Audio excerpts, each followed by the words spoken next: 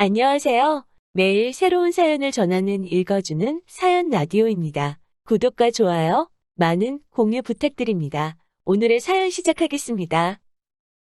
안녕하세요.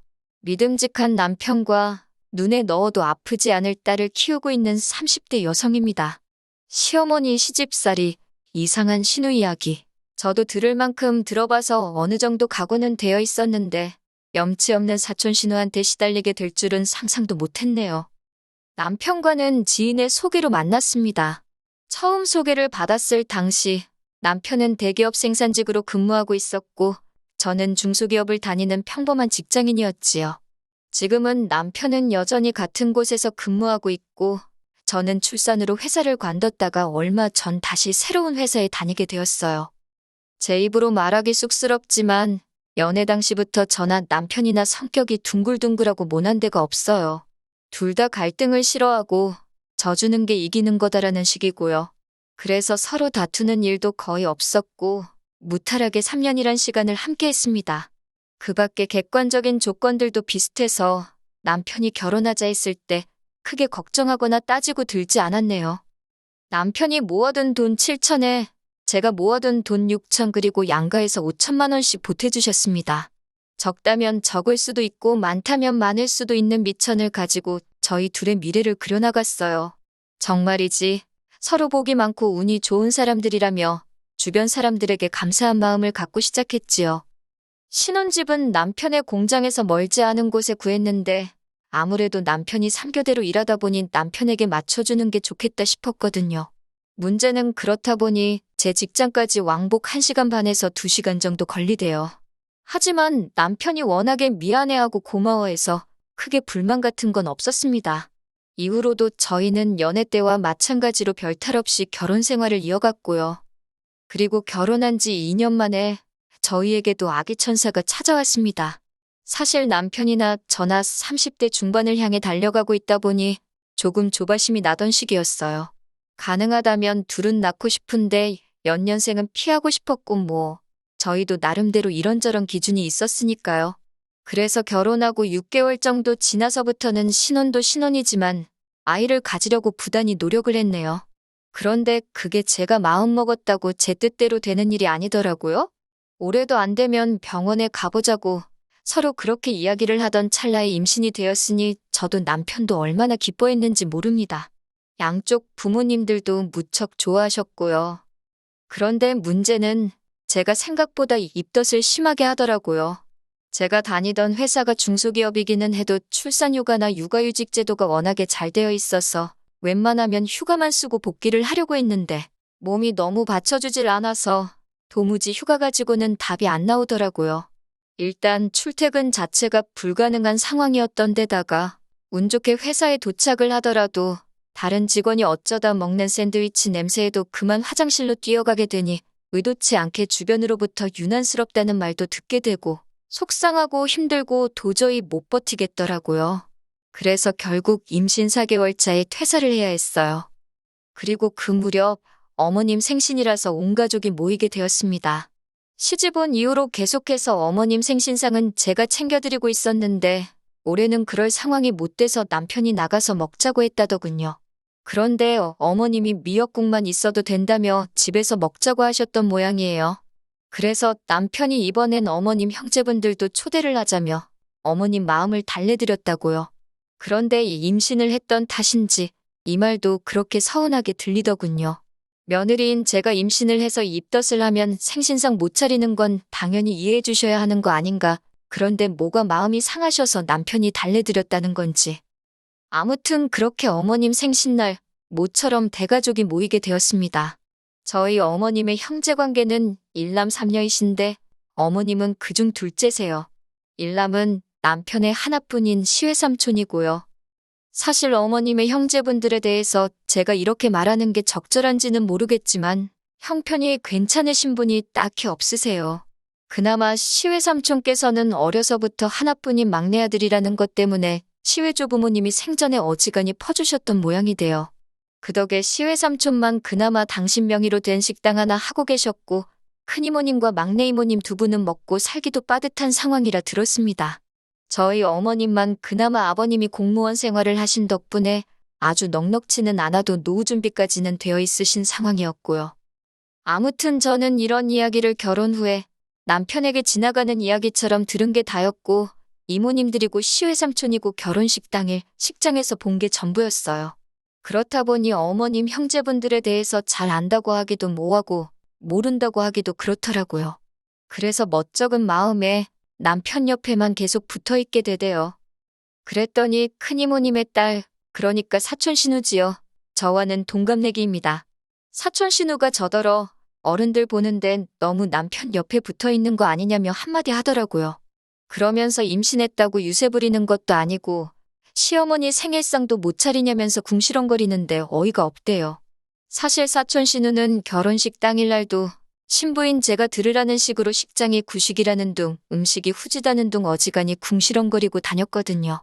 그래서 제가 사촌 신우에 대해 그다지 호의적이지 않았습니다. 하지만 어쨌든 어머님 생신을 축하하기 위해 모인 자리였으니 날이 날인 만큼 이번에도 못 들은 척 그저 화를 꾹꾹 눌러 참았네요.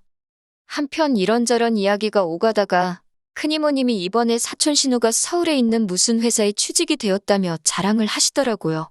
저도 아는 회사였는데 사촌 신우가 큰이모님에게 얼마나 허풍을 쳐놨는지 큰이모님은 당신 딸이 무슨 대기업에라도 들어간 줄 아시대요. 하긴 원래 부모 눈에는 자기 자식이 제일 잘나 보이는 법 아니겠어요. 그래서 그냥 저도 적당히 분위기에 맞춰 호응만 해드렸지요. 그런데 큰이모님이 뒤이어 말씀하시기를 근데 당신 집에서 통근을 하기에는 멀어서 어떻게 해야 좋을지 모르겠답니다. 그런데 옆에 있던 남편이 대뜸 우리 집에 와 있으면 될 것 같다고 그러는 거예요. 깜짝 놀란 제가 남편을 쿡 찌르며 그게 무슨 소리냐고 물으니 그냥 하는 소리지 뭐 이러는데 너무 화가 나대요. 남편도 그제서야 아차 싶었는지 제 눈치를 보고는 얼른 사촌 신우더러 농담인 거 알지? 그러는데 사촌 신우가 실실 웃기만 하고 가타부타 말이 없는 거예요. 결국 집에 오는 내내 남편더러 사람이 실없이 그런 소리를 왜 하느냐고 제가 크게 화를 냈네요. 사실 어머님이 당신 형제분들하고 사이가 돈독하다 보니 남편도 사촌들하고 사이가 꽤나 좋아요. 우애가 깊은 건 좋은 일이고 저도 뭐라고 하고 싶지 않은데 이제는 제가 아이도 가졌고 어쨌든 남편에게는 가정이 생겼으니 가정이 우선시되었으면 싶었지요. 그리고 그날의 모임 이후로 2주쯤 지난 어느 날이었습니다. 큰이모님께서 웬일로 연락을 주셨더라고요. 사실 큰이모님에 관한 이야기야 어머님을 통해서나 듣지 제가 큰이모님이랑 따로 연락을 주고 받을 일이 뭐가 있었겠어요. 아무튼 무슨 일인가 싶어 전화를 받으니 대뜸 하시는 말씀이 내일 사촌 신우가 저희 집으로 갈 거랍니다. 그게 무슨 말씀이시냐 하니까 집 구할 때까지만 일단 저희 집에 있을 거라나요. 시집도 안 간 처녀이니 아무데나 혼자 둘 수 없다나요. 처녀나 마나 나이가 30이 넘었는데 혼자 살아야 되면 사는 거지 그게 무슨 상관이래요 소리가 정말 목끝까지 올라왔습니다만 일단은 남편과 상의해보겠다 했습니다. 목소리를 높이지 않은 건 본능적으로 행여 큰이모님과 큰 소리라도 내게 되면 뱃속에 있는 우리 애한테 안 좋겠다 싶었거든요. 몇 시간 후 남편이 들어왔고 저는 당신도 알고 있었냐며 낮에 큰이모님이 하신 말씀을 전했습니다. 남편은 미안하다면서 사촌 신우가 통사정을 해서 거절을 못했다 하대요. 그러면서 딱 한 달만이래요. 한 달이면 사촌 신우도 어디 살 곳 정도는 찾지 않겠냐면서. 아니 왜 남편이 나서서 사촌 신우 때문에 저한테 통사정을 해대는 건지 그마저도 너무 꼴보기가 싫더라니까요. 하지만 이미 벌어진 일 어쩌겠냐 싶기도 했고 더는 왈가왈부하기도 싫어서 딱 한 달이라고 했습니다. 그때 가서 딴소리 하지 말라고 아주 신신당부를 했고요. 그렇게 이튿날 큰이모님 말대로 사촌 신우가 저희 집으로 왔는데 짐은 또 어찌나 많은지 제가 일부러 한 달만 있다가 이사해야 되는데 뭐 한다고 이렇게 다 짊어지고 왔냐고 한마디 했어요.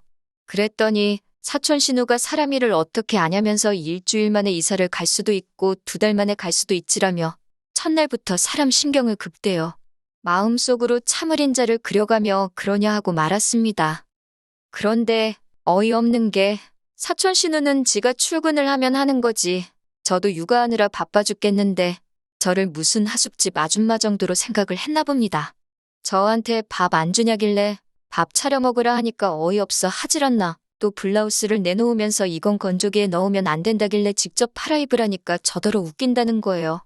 저도 어이가 없어서 저희 집에 얹혀 지내러 온 거 아니냐. 그러면 밥 정도는 직접 차려 먹고 자기 빨래는 따로 하라 했어요. 그러면서 저도 평소에 사촌 신우가 하듯이 들을 테면 들으라는 식으로 집세를 따로 주는 것도 아니면서 웃긴다고 궁시렁거렸지요. 사촌 신우가 저더러 너 지금 뭐라 했냐고 그러길래 아무 말도 안 했다 그러니까 지 혼자 씩씩거리고 난리대요. 그리고 결국 2주가 채 되지 않아 사촌 신우와 제가 소위 한판 붙게 되었습니다. 사촌 신우가 퇴근한 제 남편을 붙들고는 네 마누라 이상하다며 애가 진 게 벼슬이냐고 재엄담을 하는 거예요. 하는 짓을 보고 있자니 어이가 없어서 저도 질세란 남편 앞에서 닭똥 같은 눈물을 뚝뚝 흘리면서 사촌 신우가 온 이후로 툭하면 심장이 벌렁거리고 짜증이 나고 아무래도 뱃속에 있는 우리 애가 스트레스를 많이 받는 것 같다고 했습니다. 그러자 남편도 꽤나 심각한 표정을 하더니 사촌 신우더러 안 되겠다면 네가 내일이라도 나가는 게 좋겠다 그러대요. 그러자 사촌 신우가 남편더러 네가 어떻게 그럴 수 있냐고 그러는데 아니 웃긴 X가 제 남편인데 당연히 제 편을 들지 지 편을 들 줄 알았나 봅니다. 아무튼 그렇게 이후로도 사촌 신우가 3, 4일은 저희 집에서 덮어튕겼어요. 그러자 결국 좋게 좋게 어르고 달래서 내보내려던 남편도 화가 많이 났는지 큰 소리로 화를 내더라고요. 그리고 이게 어른들 싸움으로 번져가지고는 큰이모님이 저희 어머님한테 전화해서 엄청 뭐라고 하셨나 봐요. 돈 좀 있다고 그렇게 유세 부리는 거 아니다. 우리 애라고 좋아서 거기가 있겠냐. 그래도 서울 하늘아래 형제라고 하나 있어서 믿고 의지 좀 한 게 잘못이냐 어쩌냐. 저희 어머님은 어머님대로 또 당신 언니기도 하니까 일단 미안하다고 저자세로 나가셨고 그 불똥이 다시 저희한테 튀어서 아무튼 엉망진창이었어요. 하지만 어쨌든 결국 사촌 신우가 저희 집에서 나갔습니다. 회사 근처에 오피스텔을 얻었다나요.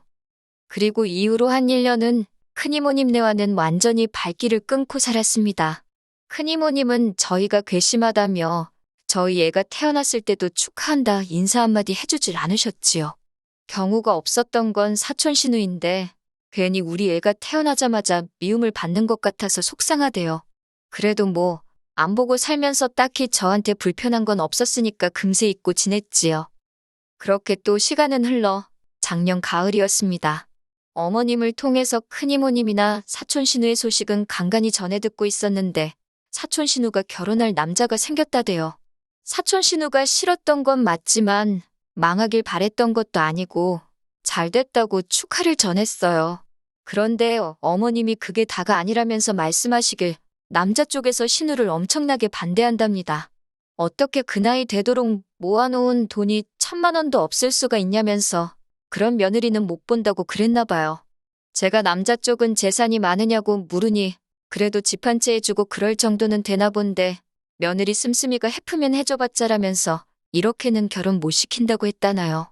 남자도 신우보다 연하라서 부모님께서 반대하시면 굳이 결혼 안 한다는 식이었고 어머님께서는 어쩌냐시며 혀를 차셨지만 저는 뭐 자업자득이다 싶었습니다. 사실 사촌 신우가 예전부터 허튼데 돈 쓰는데 비상한 재주가 있었거든요. 그런데 그 이야기를 듣고 얼마 지나지 않았을 무렵 큰이모님이 연락을 해오셨습니다. 모르는 번호라서 무심코 받았는데 큰이모님이셨어요. 저더러 다짜고짜 소식 들었냐 물으시길래 무슨 말씀이시냐 하니까 당신 딸에 대해서 다 듣지 않았냐면서 좋은 소식도 아닌데 뭐 어떻게 반응을 해야 하나 싶어서 떨떠름하게 들었다고 대꾸를 했어요. 그랬더니 대뜸 이게 다 제 탓이라는 거예요. 어이가 없어서 무슨 말씀이시냐 뭐가 제 탓이라는 거냐 하니까 이게 다 저 때문에 사촌 신우가 나가 살아서 돈을 못 모은 거랍니다. 저만 가만히 있었으면 사촌 신우가 저희 집에서 살았을 거고 그러면 돈 그까짓 거 왜 못 모았겠냐면서 저한테 책임을 지래요. 그 책임이 무엇인가 하면 한마디로 신우 시집갈 돈을 저더러 해주라는 겁니다. 그 집에서 최소한 5천만 원은 가져오란다면서 저더러 5천만 원을 내놓으라대요. 싫다 소리를 먼저 해야 됐었는데 저도 당황을 해서 제가 5천만 원이 어디 있겠냐 소리를 먼저 했어요. 그랬더니 대출을 받던지 친정에 손을 벌리던지 그건 네가 알아서 하라면서 무조건 일주일 내에 돈을 만들어내랍니다. 그제서야 정신이 퍼뜩 든 제가 무슨 말도 안 되는 말씀을 하시냐고 화를 냈어요. 사촌 신우가 시집을 가는 것도 못 가는 것도 전부 사촌 신우 팔자고 지하기 나름이지 제 알바가 아니라고 아주 칼같이 끊어냈네요. 그리고 며칠 뒤 저희 어머님은 물론이고 큰이모님과 사촌 신우까지 저희 집으로 출동을 했더군요. 보아하니 이 세 사람이 오는 건 남편도 알고 있었고요. 어머님께서는 큰이모님 등살에 못 이겨 오신 듯 했는데 연신 한숨만 내쉬고 계셨습니다. 하지만 사촌 신우는 자기 친정엄마의 이모까지 대동하고 나타나니 어깨에 힘께나 들어간 눈치대요. 저더러 자기도 상황이 이렇게 돼서 유감이네 어쩌네 헛소리를 떠들어대더니 일단 3천만 원이라도 준비하랍니다. 그런데 사촌 신우 하고 있는 모양새를 보니 아주 온갖 메이커로 치장을 했더라고요. 저는 사촌 신우를 똑바로 쳐다보고선 남들 하는 거 다 하고 살 때는 재밌지 않았냐고, 그때는 이런 날이 올 줄 몰랐냐고 물었습니다. 그리고는 남편더러 3천만 원을 불질러 태워버리는 일이 있어도 네 사촌한테는 못 준다고 했어요. 나는 뭐 바보천치등신이라서 안 쓰고 모았는 줄 아느냐고 따졌지요. 그리고 큰이모님께도 조카랑 조카 며느리한테 이러시는 거 창피한 줄 아시라 했습니다. 그러자 큰이모님이 파혼만 당했다간 저를 고소하겠다나요? 그래서 고소하시라고 했어요. 그리고 결국 사촌 신우는 파혼을 당했습니다. 돈도 돈이지만 남자 쪽 엄마가 사촌 신우 뒤를 캐고 다녔던 모양이에요. 그리고는 충격적인 사실이 밝혀졌는데 사촌 신우는 회사에 들어간 지 얼마 지나지 않아 잘렸다대요. 그리고 이후로는 노래방에 나가고 있었답니다. 사촌 신우 말로는 이상한 노래방은 아니라며 펄쩍 뛰던데 저도 그 말만큼은 믿어주고 싶네요. 아무튼 남자 쪽에선 뭐 이런 경우가 다 있냐며 난리가 나서 큰이모님한테 쫓아오고 난리도 그런 난리가 없었나 봐요. 그리고 어이없게도 여전히 신우는 제 탓을 하고 있습니다. 제가 진작에 돈만 해줬으면, 아니 같이 살게 내버려뒀더라면 이런 일은 애시당초 없었을 거라면서요. 아나무인인 사촌 신우에게 남편도 두 손 두 발 다 된 상태인데 이걸 큰이모님은 남편이지 마누라, 그러니까 저한테 미쳐서 형제도 못 알아본다 어쩐다 욕을 하시고요. 에휴, 오해를 받아도 어쩌겠습니까. 어머님만 중간에서 이러지도 저러지도 못하시는 눈치인데 그 부분에 있어선 죄송스러울 뿐이에요. 제가 달리 사촌 신우에게 해줄 말은 없고요. 그냥 사촌 신우는 사촌 신우대로 이제라도 앞가림 해가며 살았으면 좋겠습니다. 긴 이야기 들어주셔서 감사합니다. 오늘의 사연은 여기까지입니다. 구독과 좋아요, 알람 설정해주시면 앞으로 더 좋은 사연으로 찾아오겠습니다. 감사합니다.